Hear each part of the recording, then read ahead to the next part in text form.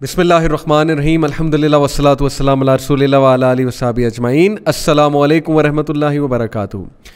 आज मैं जिस सहाबी के बारे में बात करने लगा हूँ उनको टाइटल दिया अल्लाह के नबी सल्लल्लाहु अलैहि वसल्लम ने अमीनुल उम्मा, और जिनके बारे में हज़रत उमर रज़ियल्लाहु अन्हु ने कहा कि Abu Ubaida, the world has changed all of us but not you. दुनिया ने हम सब को बदल दिया है लेकिन तुम्हें नहीं। Yes, Abu Ubaida bin Jarrah, the great सहाबी, द अमीनुल उम्मा, the trustworthy of this nation. और जिस शख्स को नबी अकरम सल्लल्लाहु अलैहि वसल्लम ने ये टाइटल दिया है ट्रस्टवर्दी का, सोचिए कि उनकी क्या अचीवमेंट्स होंगी। अबू उबैदा बिन जर्राह, हर सहाबी की एक ख़ास क्वालिटी, एक ख़ास मैं आप लोगों के सामने जो है ना वो एट्रीब्यूट लेकर आ रहा हूँ। मेरे नज़दीक Abu Ubaida bin Jarrah, he is known for being extremely skillful, number one, very competent, very skillful, बहुत मेहनती, and number two, he put Islam and Ummah in the forefront rather than himself। इस्लाम का फ़ायदा, दीन का फ़ायदा, उम्मत का फ़ायदा, ये बहुत बड़ी बात होती है आज के दौर में, जब हर बंदा ख़ुद सामने आना चाहता है, जब हर बंदा चाहता है मेरा चैनल बन जाए, जब हर बंदा चाहता है मुझे लाइक्स मिल जाए, जब हर बंदा चाहता है मेरी वाह वाह हो। ये बहुत बड़ी बात है अगर आप इसको समझें। हमेशा जो बेस्ट होता था वो उसको आगे लाते थे, हमेशा वो अपने आप को कुछ ना कुछ सेक्रीफाइस करके इस्लाम का फ़ायदा, उम्मत का फ़ायदा, उम्मत की रिप्रेजेंटेशन हो जाए, दीन की रिप्रेजेंटेशन हो जाए, लोग दीन के बारे में कुछ ना सोचने लगें, लोग उम्मत के बारे में कुछ ना सोचने लगें। ये सोच, ये विज़न आज के दौर में बहुत कमी है इस चीज़ की। And that is one of the reasons for downfall of all of अस, कि हर मुसलमान कंट्री वो चाहती है उम्मत के कॉन्सेप्ट से निकल के कि बस हमारी वाह वाह हो और हम जो है वो आगे बढ़ जाएं। उम्मत का कॉन्सेप्ट जो है वो गया भाड़ में, सीधी सी बात है। तो ये जो चीज़ है ना, उम्मत का कॉन्सेप्ट और दीन का फ़ायदा होना और हमेशा दीन को फोरफ्रंट में रखना, इसको वापस लाने की बहुत ज़रूरत है।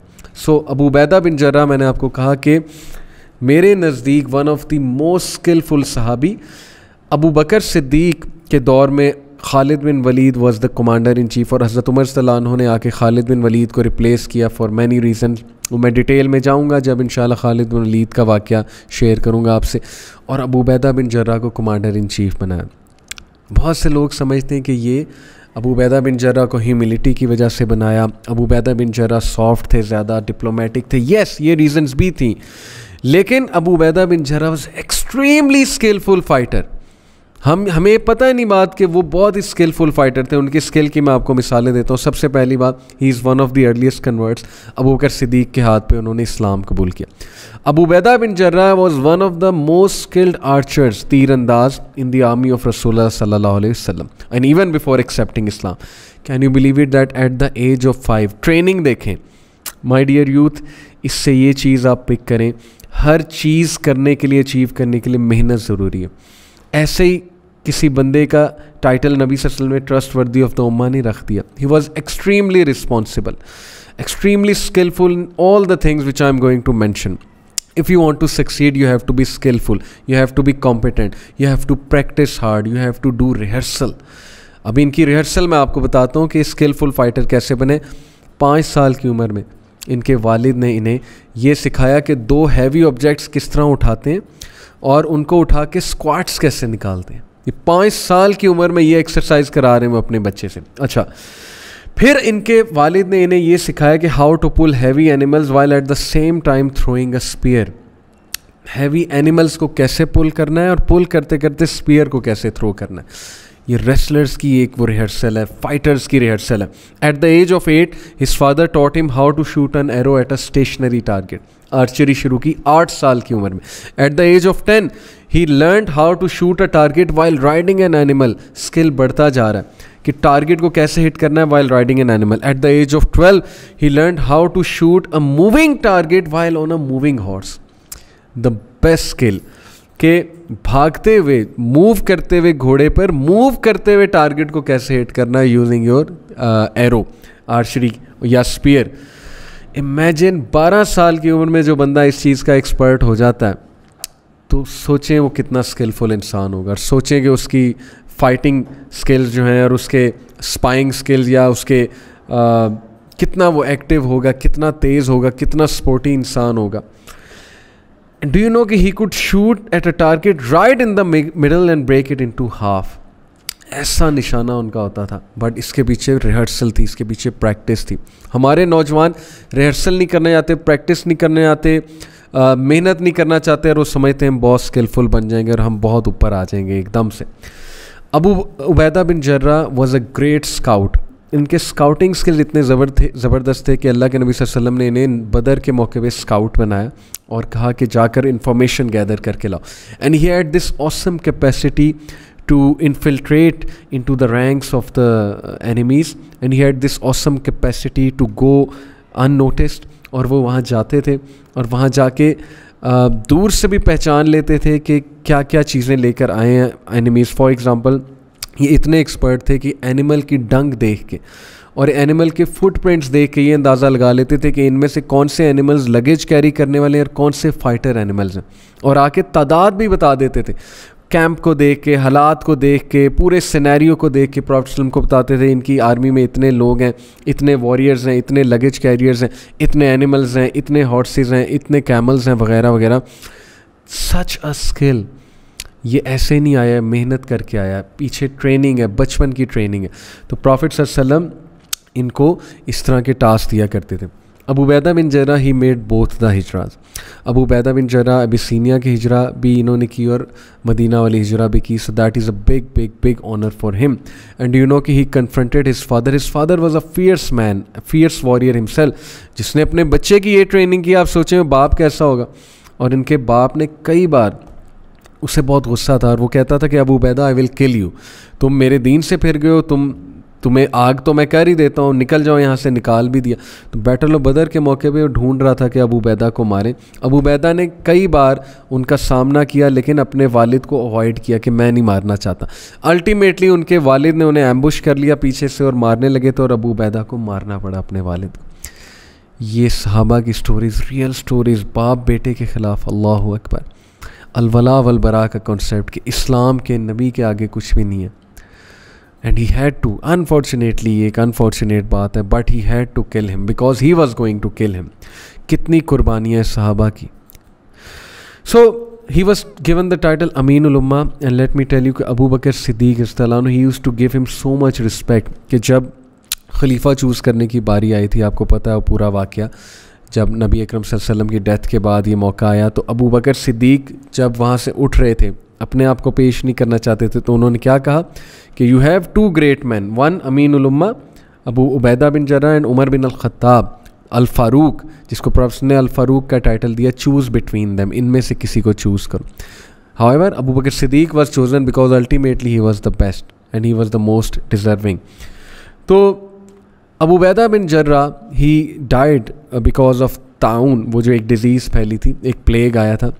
अबू उबैदा बिन जर्रा ने नबी सल्लल्लाहु अलैहि वसल्लम का हुक्म मानते हुए शाम में ही रहे, और हज़रत उमर बिन अल खत्ताब के दौर में याद रखें कि अबू उबैदा बिन जर्रा शाम के गवर्नर बनाए गए, सीरिया के, और इनका इतना सिंपल लिविंग स्टाइल था। And he was also the commander in chief of the Muslim army जब शाम को कॉन्कर करने गए थे मुसलमान। तो Abu Ubaida bin Jarrah was actually Khalid bin Walid were replaced by Abu Ubaida bin Jarrah, and that was a very shocking step for many Muslim. Khalid bin Walid, sword of Allah, उनको हटा दिया हज़रत उमर ने। अबू बकर जिनको कहा करते थे कि कोई माँ खालिद जैसा बेटा नहीं जन सकती, आज उसको हटा दिया, अबू उबैदा बिन जर्रा को ले आए। लेकिन बड़े कम लोगों को पता है कि अबू उबैदा बिन जर्रा को लाने में हज़रत उमर की बहुत हिकमत थी, खालिद बिन वलीद को हटाने में बहुत हिकमत थी। अबू उबैदा बिन जर्रा ना सिर्फ एक स्किल्ड वॉरियर थे, एक बहुत बेहतरीन आर्चर थे, और मैंने आपको पूरा इनका बैकग्राउंड बताया, एक बेहतरीन स्काउट थे। इसके अलावा Abu Ubaida bin Jarrah was soft, he was diplomatic, he used to talk to Christians, he used to welcome Christians, he used to talk softly to them, he used to focus more on the spread of Islam, on दावा। तो इसलिए अबू बकर हज़रत उमर रज़ियल्लाहु अन्हु को इनमें बहुत सी administrative और डिप्लोमेटिक क्वालिटीज़ नज़र आती थी, जिसकी वजह से इन्हें गवर्नर भी बनाया, जिसकी वजह से इन्हें चीफ ऑफ आर्मी स्टाफ भी बनाया, कमांडर बनाया मुसलमानों की आर्मी का शाम के इलाके में। तो all of these qualities combined, सोचेंगे क्या प्रोडक्ट होगा अबू उबैदा बिन जर्रा। सुभान अल्लाह। Do you want to be an all-rounder? Practice hard. Take this lesson from Ubaida bin Jarrah. You have to do rehearsal. You have to practice what you preach. You have to train hard. अपनी body बनाए, exercise करें, निकलें इन गेमों से। ये गेमों की दुनिया बैठ बैठ के छोटा सा मुंह हो गया है, छोटे छोटे बाजू हो गए, ना कोई खुराक सही से खानी है, ना कोई एक्सरसाइज करनी है, सुस्ती के हम माहिर हो चुके हैं। वही नबी वसल्लम की जो हदीस है ना कि they are like a corpse at night and work like a donkey in the day. Laptop पे बैठे रहना, कंप्यूटर पे बैठे रहना, कोई फिज़िकल एक्टिविटी नहीं है, ना कोई ट्रेनिंग करनी, ना मेहनत करनी है, शॉर्टकट्स लगाने और फिर ख्वाब देखने के हम बहुत बड़े एंटरप्रेन्योर बनेंगे, बहुत जो है हम बहुत बड़े बिजनेसमैन बनेंगे और बहुत कुछ करेंगे। इस तरह ज़िंदगी नहीं चलती है। If you want to succeed, be like Abu Ubaida, be skillful, be competent in your field, train hard and be an allrounder. तकवे वाले भी, सिंपल इंसान भी इस्लाम को, अल्लाह को, रसूल को, उम्मत को पहले हमेशा रखते थे और अल्लाह ने कितनी रिस्पेक्ट दी, कितनी इज़्ज़त दी, गवर्नर बना दिया। याद रखेंगे जब आप इस्लाम को, अल्लाह रसूल को हमेशा फोर फ्रंट में रखेंगे, अल्लाह ताला आपको बहुत देगा, अल्लाह ताला ख़ुद आपको ऊपर ले आएगा। और फिर फ़ाइटर भी कितने अच्छे, स्काउट भी कितने अच्छे, एनालिटिकल एबिलिटी कितनी अच्छी, डिप्लोमेटिक भी हैं, सॉफ्ट भी हैं, दाई भी हैं, स्कॉलरली इंसान है। What an allrounder. इस तरह का कहाँ आज प्रोडक्ट है, कहाँ निकल रहा है। अल्हम्दुलिल्लाह youth club AIIMS for this. This is the product we are aiming for, an all-rounder, a Muslim youth who are an all-rounder, who are sportsmen, who are athletic, who who know self-defense, who they have good analytical ability, who are competent, who have good general knowledge, and who are good Muslims as well and good leaders as well, and they exhibit leadership at various platforms. That is our dream, inshallah. Ramzan का महीना है, मैं आपसे request भी करूँगा, if you want कि हम ये ड्रीम अचीव करें, support us. We want to make community centres, we want to hire great people, we want to build this community जहाँ पर यूथ आए, कॉन्फिडेंटली इस्लाम प्रैक्टिस करे, इस्लाम के बारे में कॉन्फिडेंट हो, उनके आंसर्स दिए जाएँ. तो ये तो मैं एक एडिशनल बात इसलिए बता रहा हूँ because Abu Ubaida bin Jarrah की बात हो रही है, and he is the dream person जैसा हम बनाना चाहते हैं यूथ को इंशाअल्लाह ताला. सो अबू उबैदा बिन जर्राह, मैंने आपको एक बस उनका वाक़या सुनाता हूँ और बस फिर बात को ख़त्म करते हैं कि ग़ज़वा उहद के मौके में नबी अकरम सल्लल्लाहु अलैहि वसल्लम के चेहरा मुबारक पे जो हेलमेट था ना उनका, वो खुब गया था. और अबू उबैदा बिन जर्राह ने अपने दांतों से उस हेलमेट को निकाला नबी अकरम सल्लल्लाहु अलैहि वसल्लम के चेहरा मुबारक से, और ये करते करते उनके दांत, अगले 2 दांत जो है वो टूट गए अबू उबैदा बिन जर्राह के.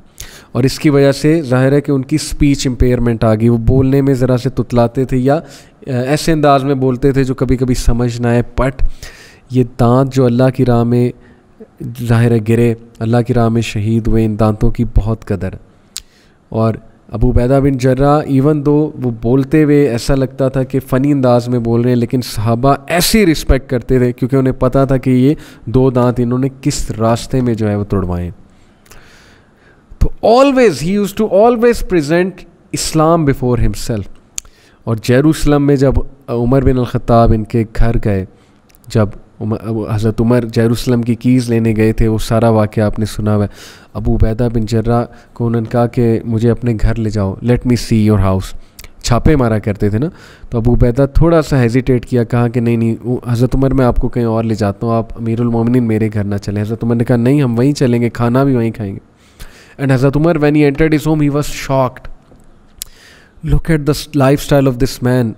एंड ही सेड कि अबू उबैदा यू आर अमीर, यू आर गवर्नर, आपको ऐसे नहीं रहना चाहिए. क्या था? सिर्फ एक मैट्रेस था, एक रग था, एक जग पड़ा हुआ था और दीवार पे बो और एरो लटक रही थी. That's it.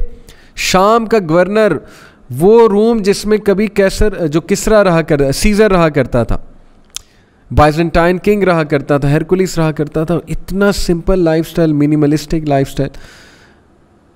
तो अबू उबैदा ने कहा कि अमीरुल मोमिनीन मैं ना आपको कहता था कि आप ना आएँ, बेहतर है, ऐसे ही आप गम में जाएंगे. तो हज़रत उमर सल्लल्लाहु अलैहि वसल्लम he started to cry and at this very moment he said कि Abu Ubaida the world has changed all of us but not you.